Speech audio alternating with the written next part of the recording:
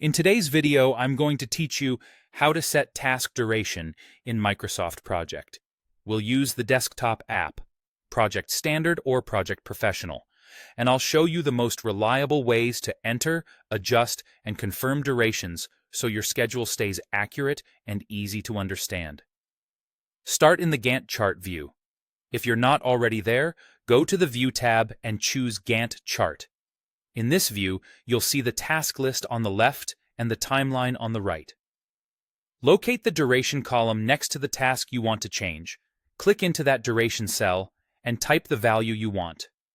Press Enter to apply, and Microsoft Project will immediately recalculate the schedule for that task and any linked tasks. When you type a duration, you can control the unit by adding a short abbreviation.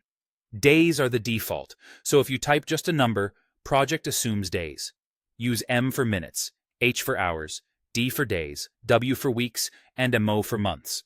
For example, 5D means 5 days, 3H means 3 hours, 2U means 2 weeks, and 1MO means 1 month.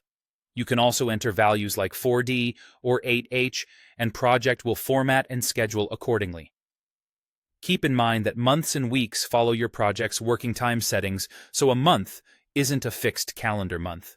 It's based on the working days defined in your calendar. If you're still planning and not ready to commit, mark a duration as an estimate by adding a question mark at the end, like 3D. This visually flags the task as tentative while you gather more details. When you confirm the timing later, remove the question mark to show that it's finalized. Another way to change duration is through the Task Information dialog.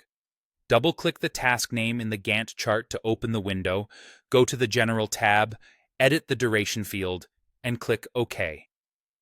This approach is handy when you're already reviewing other task details because everything is in one place. You can also adjust duration directly on the timeline. In the Gantt chart, drag the right edge of the taskbar to lengthen or shorten it.